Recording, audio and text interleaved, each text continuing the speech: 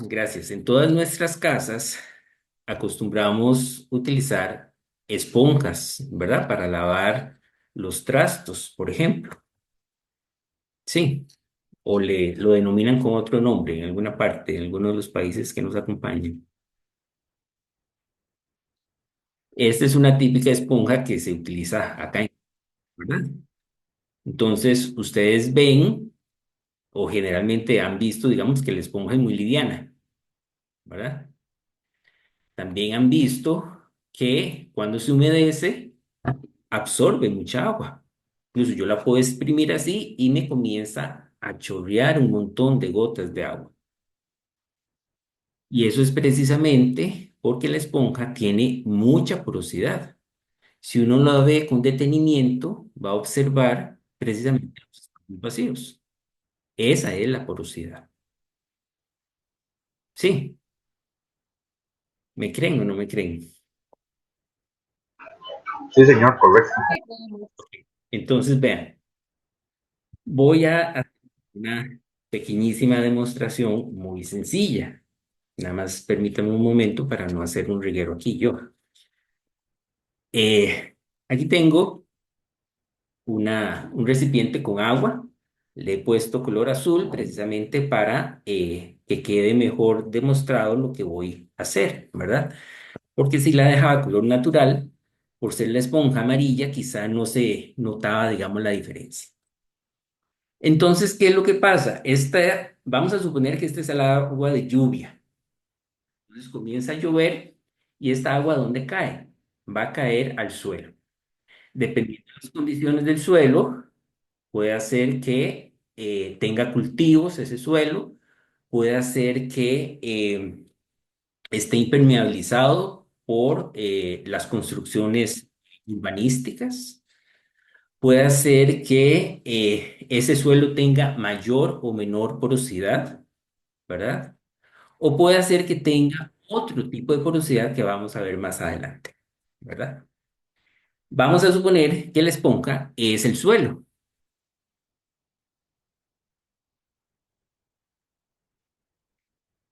¿ok?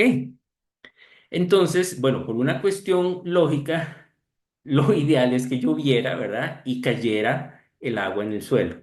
Para no hacer el reguero, yo lo que voy a hacer es meter la esponja en el agua para ver cómo precisamente se va a embeber, digamos, la esponja de agua, se va a llenar parcialmente de agua, ¿verdad? Lo lógico es el proceso inverso, ¿verdad? Que comience a llover sobre el suelo. Pero por una cuestión de logística aquí no lo voy a hacer así. Entonces, vean, ustedes lo pueden observar ahí. Al ser la esponja amarilla y el agua azul, pues posiblemente ustedes están viendo un sector verde o relativamente azulado, ¿verdad? No se puede observar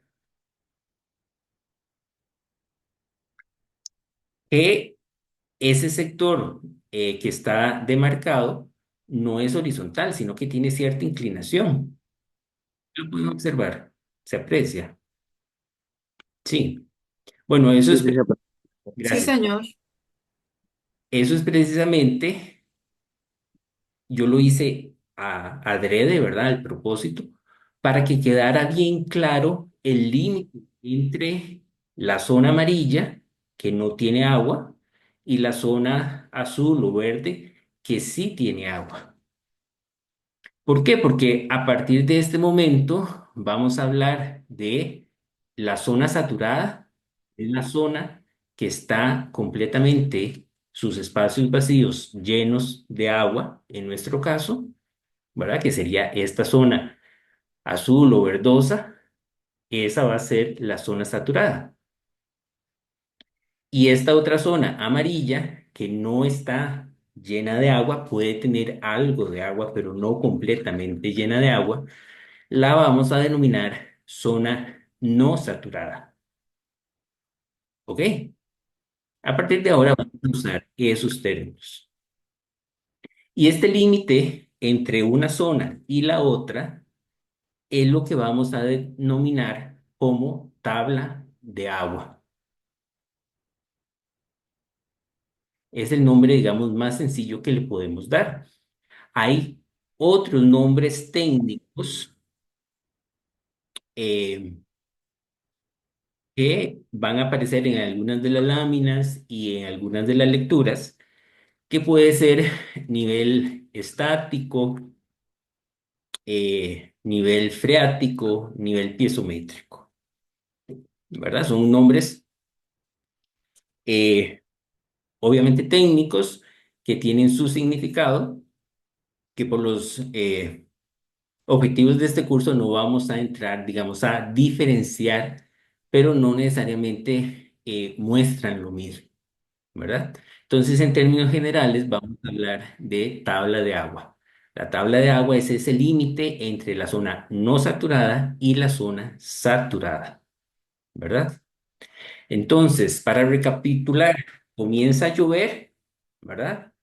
Cae el agua en el suelo, comienza a infiltrarse entre los poros em, del suelo, ¿verdad? En este caso de la esponja, y comienza también a acumularse en la zona saturada, mientras que en la zona no saturada el agua todavía sigue viajando preferencialmente de forma vertical por el efecto de la gravedad, hasta cierto sector donde el agua se acumula, ¿verdad? Es almacenada en la zona saturada.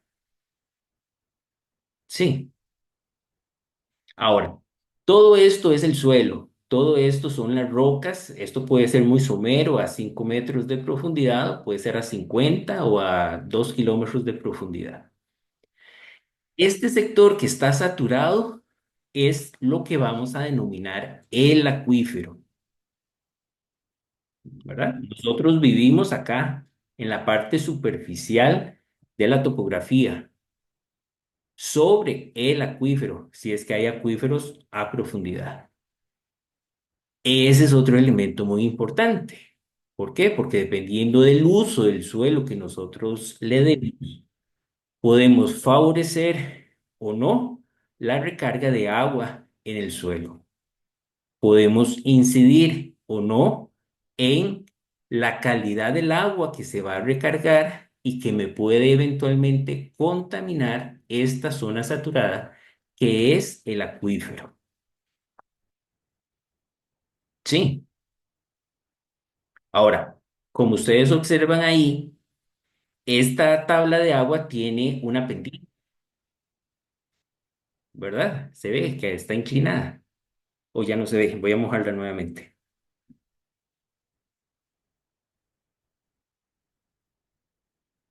Sí se ve inclinada. Esa pendiente se llama gradiente hidráulico. Es la pendiente en la cual viaja el agua subterránea.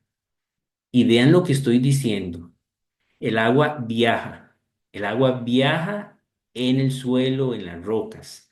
No se queda almacenada ahí. Entonces, va a tener un sector que por diferentes condiciones va a viajar de un sector hacia otro sector, ¿verdad? Digamos, viaja de acá hacia acá con esta pendiente, con esa inclinación, el agua subterránea. Entonces, dependiendo de dónde yo me encuentre, hablando del acuífero, si yo hago un pozo en este sector del acuífero, voy a encontrar la tabla de agua muy somera, digamos que a poca profundidad. Si yo hago un pozo en este otro sector del acuífero, voy a encontrar la tabla de agua a una profundidad mayor en función del gradiente hidráulico, ¿sí? Entonces eso explica también por qué no todos los pozos se hacen a la misma profundidad. Va a depender de las condiciones del acuífero, por ejemplo. ¿Ok? Ahora, ¿por qué es importante conocer esta pendiente, este gradiente hidráulico? Porque me va a ayudar a identificar de dónde viene el agua subterránea. ¿Y de dónde va a venir el agua subterránea? De la zona de recarga.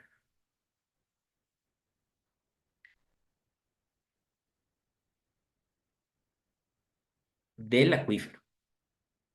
Yo aquí tengo una topografía plana completamente, no es una topografía montañosa, pero a partir de esto yo puedo identificar que este sector es donde ocurre la recarga del agua de lluvia, viaja en este sector y por acá ocurre el otro proceso que es la descarga del agua subterránea. ¿Cómo se da esta descarga? De diferentes maneras.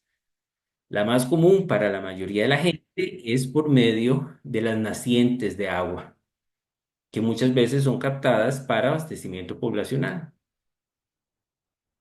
Pero esta descarga también se puede dar, por ejemplo, en los cauces de los ríos. Y entonces algo que les he comentado en otro curso también por ahí, porque en verano o en época seca hay ríos que tienen agua, si no está lloviendo. Es precisamente porque esos ríos son alimentados como flujo base por agua subterránea que sale en la base precisamente o en las márgenes del cauce del río. Y entonces aquí es donde vemos la conexión entre agua subterránea y agua superficial.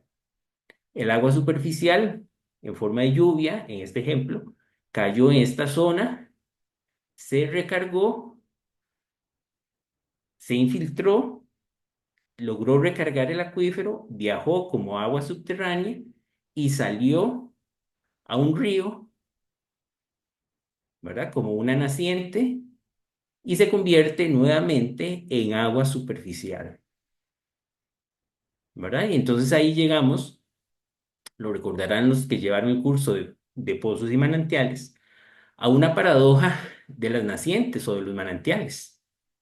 El manantial, su estudio y su caracterización hay que hacerlo en función del agua subterránea, pero su aprovechamiento, como ya salió a superficie, se considera que es agua superficial, ¿verdad? Y entonces por eso muchas veces en los registros oficiales de algunas instituciones o a nivel país, se considera el aprovechamiento de los manantiales como agua superficial, ¿verdad? Que es lógico, pero el origen es agua subterránea, ¿verdad? Entonces por eso también hay que tener claridad de los conceptos que estamos tratando.